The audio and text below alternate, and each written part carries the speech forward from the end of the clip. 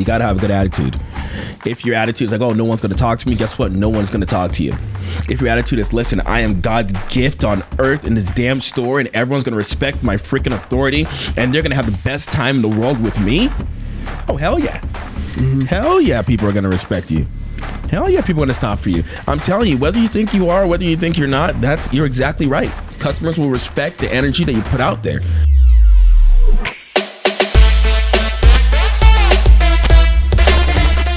You're tuning in on how to create personal relationships with me and my boy Ryan Mitz.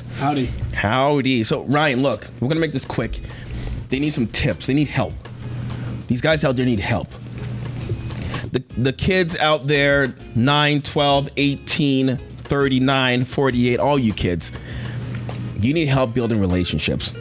And I know this because the days of walking up to a kid and tapping him on the shoulder and saying, hey, will you be my best friend? Those days are over. Now you gotta add them on Instagram, cipher through their TikTok, trip over their Facebook, go the opposite way because no one's using that. Mm-hmm. And then maybe, if you have the right content and the right amount of followers, you might end up with a friend. Does it have to be that hard, Ryan? No. So there's a simpler way. I think so. Yeah. I think so. So let's just bring it to what we do for a living. You want to let them know what we do for a living, Ryan? Yeah. So basically, we handle the outsourced sales and marketing for Spectrum. Yeah, let's dumb it down for them. We do sales in the stores. Okay, do sales in retail stores. We do sales in the stores. We do sales in the floors. We do sales in the streets. Inside the doors. We do sales inside the doors. Just hop and pop. All this kind of stuff happening. We do sales. And sales is the transfer of energy between two people. So if I'm trying to get my point across, I need to be able to make sure that person is into me, right? Mm-hmm.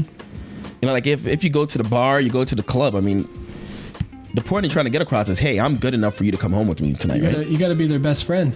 Yeah. You got to be the friend first, and then you get the sale. Right. We call it that, right? You get the sale. People will like who they trust. Yeah, they don't trust who they like. No. Definitely not. And I'm glad you brought that up.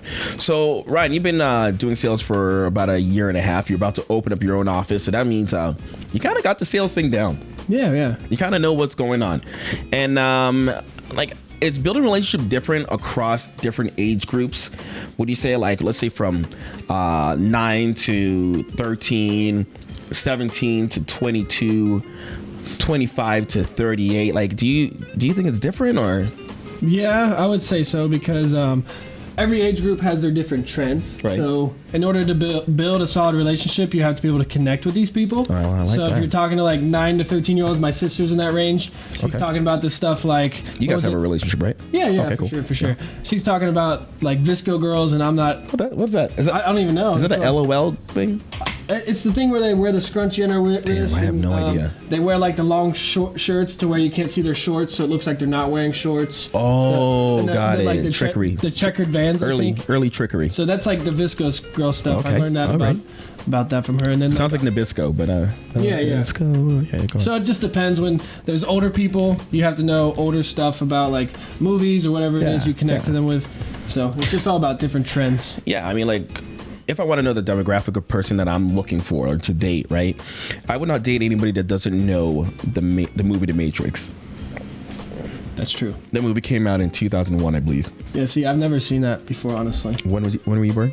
1999. Woo! Yeah, you weren't watching The Matrix when you were young boy. When you were 2 years old. You were not watching The Matrix. Yeah. But like you said, being able to relate to the audience is definitely going to help you build a relationship with them.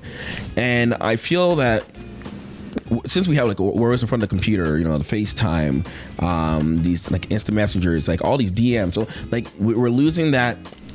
What's that word? Interpersonal communication. Face to face. So now you are in sales and you are doing face to face.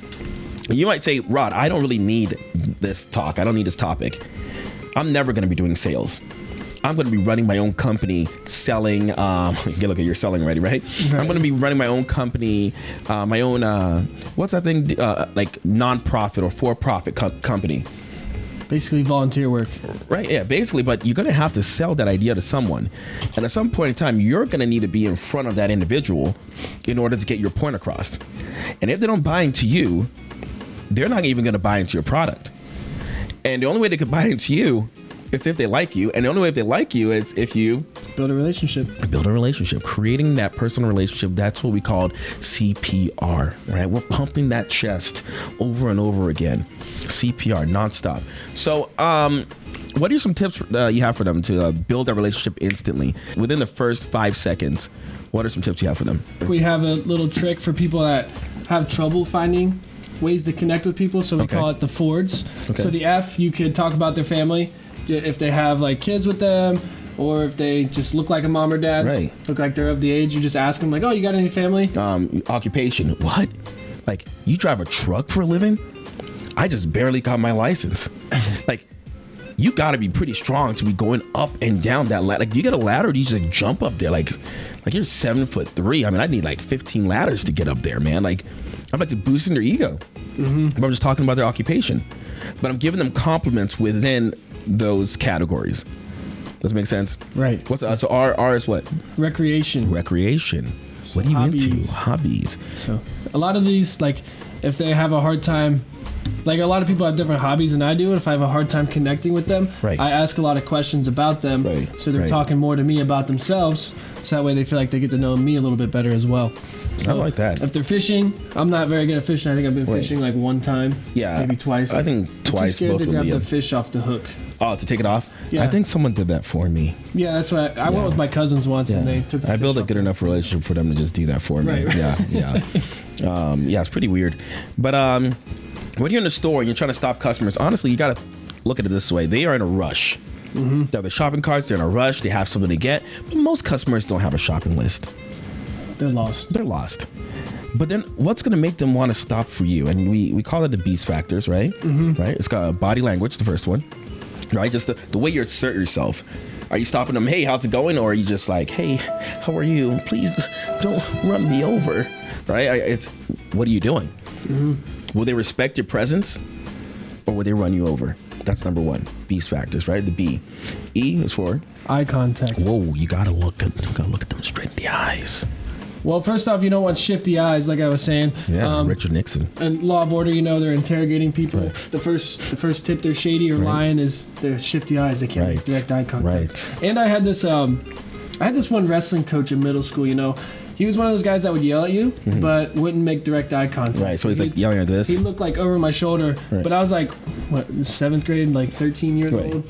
And this guy's like 20 something. I'm like, you're way older than me, but I don't respect you just because you can't make eye contact. You can't make eye contact. You're probably yelling at the guy over my shoulder. Right. I'll go talk to my other coach. Right. Yeah. I'll go talk to the real coach. Right? A is for attitude, right? Yes. You got to have a good attitude. If your attitude is like, oh, no one's going to talk to me, guess what? No one's going to talk to you.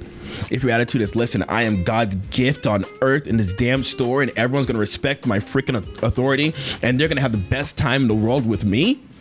Oh, hell yeah. Hell yeah, people are going to respect you. Hell yeah, people are going to stop for you. I'm telling you, whether you think you are, whether you think you're not, you're exactly right. Customers will respect the energy that you put out there. So attitude is key. And the S is for? Smile. Yeah, right. It's especially for people like me. I have an RDF for you, but we don't need to say the word. You guys know what it means. Exactly. And it's a muscle. It takes more muscles in your face to smile than it does to frown. And most people in the United States are not very positive. So I'm guessing the frowning muscles are next level. Like, they got the gains on that. They're taking protein shakes after a long day of work just to enhance those muscles, to get it stuck there. That's why people need Botox, to try to stretch their face and make everything look like get it stuck there, right? I don't know. One of my friends got Botox just because she said she has headaches. I don't know if that's true, but come on, let's get real. But yeah, you got to smile. It takes more muscles to smile. Yeah, you might get some crow's feet, but you might make a lot more money. And you can use that money to get the Botox to fix the crow's feet, and you'll be A-okay. But most people don't want to smile. And a weird thing about smiling, too, while you talk, if you guys want to do a little exercise in the mirror by yourself, try talking like with your regular face and then smile while you talk. You'll see your voice automatically like elevate just because of the fact you're smiling. Look, like this is how I am. Like I'm pissed off and I'm talking right now, but this is how I am and I'm talking. I'm pissed, like holy man. Like you can't be pissed off and talk like this. And T is for. That's timing/tonality. Timing/tonality. I mean, the range, talking to a customer 10 feet away. So it gives them time to stop. It gives them time to see you react and respect your authority, right? And tonality. Voice and fluctuations, right? Kind of like the smile. No one wants to listen to a monotone singer, right. Hey, how's it going? My name's Rod. I'm here at the store. Just want to give you some Don't really know if you really want it, but if you do, just follow me to this table and maybe we can make it happen. Are you into this? Are you into buying this? Or hey, how's it going, man? Like, yo, whoa, stop real quick. You're about to fall and then drop all your stuff. But real quick, I just want to know, are you really into getting this stuff? I know you are, because that's why you came to Walmart to see me, right? Right? Isn't that why everyone comes to Walmart? Isn't that why everyone comes to Walmart? Yeah, exactly. Or Target, or Best Buy, or Florence Mall, or Mall of America, or someplace in New Jersey, or the Jersey Shore. I don't care. Florida, Miami, somewhere. And that's what's really going to help you stop the customer, attract the customer. You want to put your body language out there like you're trying to stop them from stepping in a piece of poop. Hey, whoa. Don't stop. Sometimes I even point at the ground and say, "Whoa, be careful, it's wet right there." Right. It's wet. But if customers don't know you're talking to them, they're just going to walk by you because they're always going to be like, "Oh, they must be talking to someone else." Right. This person isn't really going to try to stop me. Like they're really trying to stop someone else, right? So you got to really make sure the customer knows you're talking to them. That's going to come into eye contact, the points, the hand. Hey, how's it going? That's what I think so. So we've got the beast factors.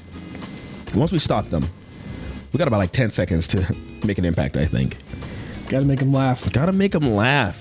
What did they say? Make them laugh twice. They buy once. And you guys might be like, listen, I'm not funny, but you know what? There's a lot of funny crap that's happened to you. Make fun of yourself. People love that. Yeah. Like if we're trying to sell customers a couple TVs, right? We would say something like, oh, you have 3 TVs? That's 3 more than I have. Hopefully when I do a good job, I can rent 2 of those TVs from you. You know, you do stuff like that kind of puts you down a little bit, but the customer starts to laugh because people like to laugh at other people's pain. Isn't that true? Yes. Like why do we watch America's Funniest Videos? Because they're failing and hurting themselves. Yeah, falling, hurting themselves. Someone's busting their balls at every other video. Yeah, usually it's ball busters. Like that's usually the most funny. It's the most painful. That's why like Daniel Tosh and who's that other guy at MTV? Rob Dyrdek. Yeah. They're so popular. They're so popular. Exactly. Making fun of other people. Exactly. Moving forward, giving compliments. You know, you don't want to give some creepy compliments like, "Hey, your hair is really, it's nice." No. Don't do that. And that's speaking from experience, not my experience, me experiencing someone else do some weird stuff like that. Okay. So you want to just give compliments like, hey, I stay away from the clothing. It's kind of goes, it's iffy, but I'll give compliments on kind of like, hey, I really appreciate like how patient you are. Like, does that run in your family? Because a lot of the people here are not patient. You must have like a very patient family, or you had a lot of practice but with being patient. Like I give them compliments like that. Woo, like, or if they stop their car, I'm like, woo, good brakes. These carts don't come with insurance, you know what I'm saying? So I'm glad that you stopped, and just making them feel like they're better than you, better than everyone else, making them feel special. I guess that's what it means, right? Making them feel special. If you can make someone feel special around the clock, they'll love you. What other compliments would you give, Ryan? Maybe just like their not like their hair you said, but like their physical appearance. Maybe if they got cool shoes on, right, you can connect with that. Like, oh, where'd you get those shoes from? Those are cool. Absolutely. And they'll tell you, and they'll be like, oh, I got them from Foot Locker. Like, I go there all the time, man. So just making a connection with them. Yeah, you just gotta make that connection with them too. Yeah, you gotta make the connection, because when a customer feels that you and them have something in common, you feel like they've known you their whole life. People love the sound of their own name. Right? Someone said the sweetest sound is someone hearing the sound of their own name. When you give someone a handshake, right? Give them a handshake. Oof! I'll be like, oh, dang. Okay. I'll make them feel like they're stronger. And asking open-ended questions. Don't ask questions that's going to give you the word no. Doing follow-up questions off of what they said. That's how you build a relationship. By showing genuine interest in the individual, having the intent of wanting to help out the customer, by making their day better. like putting them in a better position than how you found them. If you have that intent with every customer and you put that energy, right? I could have the intent to want to move this car, but if I don't put the energy and put my back into it, that car is not going to move. It's the same thing with the customers. What's your intent and the energy behind it? So I believe you guys could do that. Real quick video. Just wanted to give you some tips. And Ryan, thanks for being on the show, man. No problem.